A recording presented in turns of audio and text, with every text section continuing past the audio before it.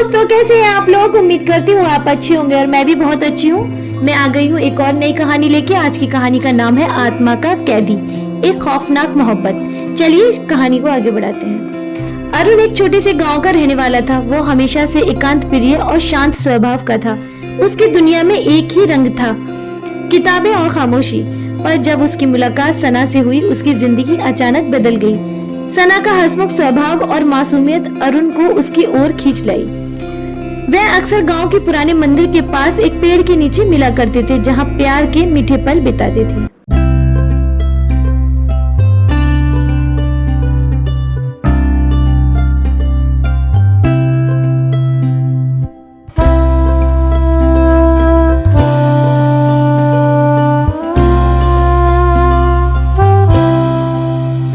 एक दिन सना अरुण से बोली, अरुण, क्या तुम मेरे साथ इस मंदिर के पीछे वाले जंगल में चलोगे?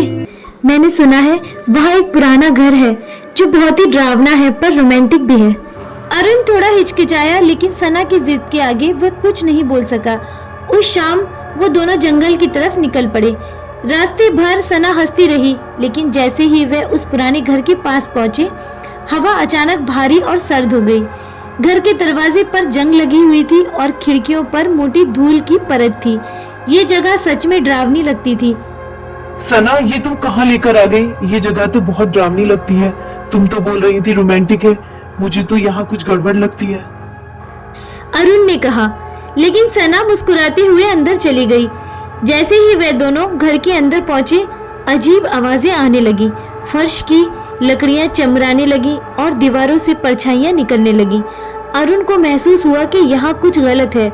उसने सना का हाथ पकड़ा और कहा, सना, मेरा हाथ पकड़ो और तुरंत यहाँ से बाहर निकलो। ये जगह सही नहीं लग रही। यहाँ पर ऐसा लगता है जैसे पुरानी आत्माओं का वास है। अरुण का दिल तेजी से धड़कने लगा। क्या मतलब? उसने घबराते हुए पूछा। सना ने अपनी आंखें बंद की और जैसे ही अपनी आंखें खोली, वो सना नहीं थी, बल्कि किसी आत्मा की तरह लग रही थी। उसका चेहरा सफेद और आंखें गहरी काली हो चुकी थी। अरुण, अरुण, अरुण, मैं इस घर की आत्मा हूँ और मैं तुमसे सच्चा प्रेम करती हूँ। लेकिन अब यहाँ से कभी वापस नहीं जा सकते। अब तुम मेरी कैद में हो। तुम प्रेम कैदी बन चुके हो। अरुण बुरी तरह से डर गया, लेकिन सना की आत्मा ने उसे जाने नहीं दिया। उसकी मोहब्बत अब खौफनाक बन चुकी थी। वो हर रात अरुण के पास आती और उसके साथ प्यार के पल बिताती, लेकिन अरुण की आत्मा और शरीर धीरे धीरे कमजोर होते जा रहे थे। उसकी जिंदगी अब सना के इस भूतिया प्यार में कैद हो चुकी थी और तब से उस गांव में कोई अरुण को देख नहीं सका। लोग कहते हैं कि जो भी उस पुराने घर के पास जाता है, वहां से उसकी परछाई लौट कर आती है, वो खुद नहीं लौट कर आता। गांव में अरुण की गुमशुदगी की खबर तेजी से फैल गई। लोग तरह तरह की बातें करने लगे। कुछ लोग बोलते किसी लड़की को लेकर शहर भाग गया है, तो कुछ उसे जंगल के भूतिया घर का शिकार मानते थे। लेकिन सच केवल उस घर की दीवारें जानती थी और सना की आत्मा।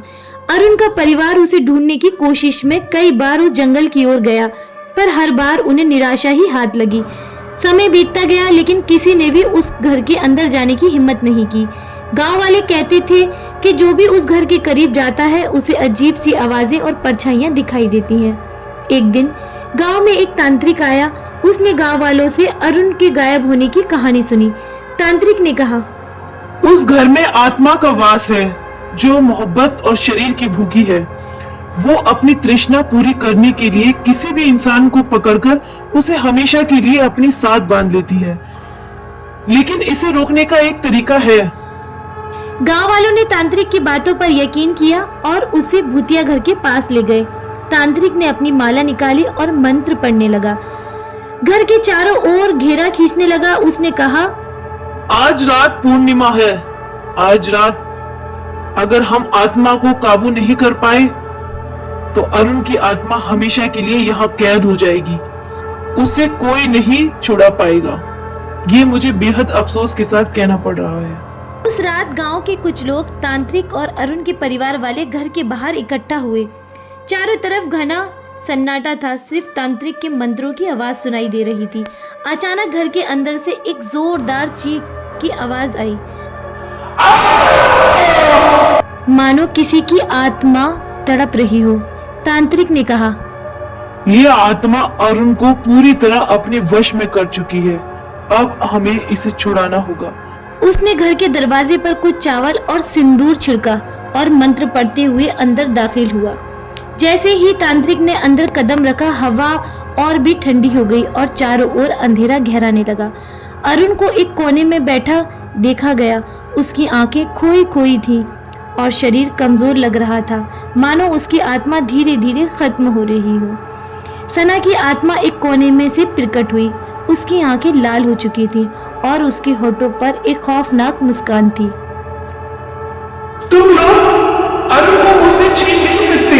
अरुण सिर्फ मेरा है और सिर्फ मेरा ही रहेगा, और जो भी हम लोगों के बीच में आएगा उसको मैं मार डालूंगी, लेकिन अरुण को यहाँ से नहीं जाने दूंगी। उसने गुस्से से कहा। तांत्रिक ने आत्मा की ओर देखकर कहा, तेरी मोहब्बत खौफनाक है लड़की, अब तुझे ये सब खत्म करना ही होगा और इसको आजाद कर दे। अगर तेरी मोहब्बत सच्ची है तो इसको छोड़ दे, जाने दे इसको। नहीं, मैं उसे कभी नहीं जाने दूंगी, वो मेरा है और हमेशा मेरा ही रहेगा। तांत्रिक ने मंत्र पढ़ते हुए एक छोटी सी मटकी से गंगा जल फेंका। सना की आत्मा तड़पने लगी। उसकी चीखें पूरे घर में गूंजने लगी। अरुण अचानक होश में आ गया, पर वो इतना कमजोर था कि चल भी नहीं पा रहा था।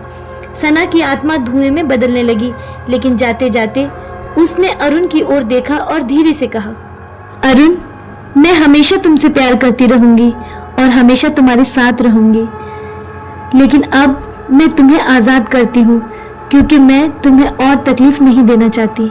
हो सके तो मुझे माफ कर देना।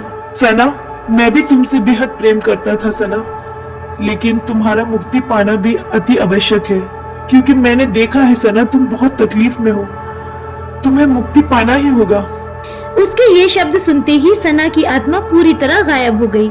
उसकी आंखों में आंसू थे। अरुण ने गहरी सांस ली और वो बेहोश होकर गिर पड़ा। तांत्रिक ने उसे गंगाजल डालकर उठाया और बाहर लेकर आया, जहां उसके परिवार और गांव वाले लोग इंतजार कर रहे थे। उस दिन के बाद से उस पुराने घर में कभी किसी ने कोई आवाज या परछाई नहीं देखी। अरुण वापस अपने परिवार के पास लौट आया, लेकिन उसके दिल में सना की यादें हमेशा के लिए बसी रही। वह जानता था कि सना का प्यार सच्चा था, भले ही वह खौफनाक था। वो पुराना घर अब भी वीरान था, लेकिन उसकी दीवारों के पीछे एक ऐसी मोहब्बत की कहानी छुपी थी जो कभी खत्म नहीं होगी। इस तरह कहानी का अंत हुआ। उम्मीद करती हूँ आपको ये कहानी पसंद आई होगी। कहानी को अंत तक सुनने के लिए आप सभी का बहुत बहुत धन्यवाद। ऐसी ही मजेदार और हॉरर स्टोरीज के लिए सब्सक्राइब करें हमारा चैनल क्रिएचर ऑफ शैडो।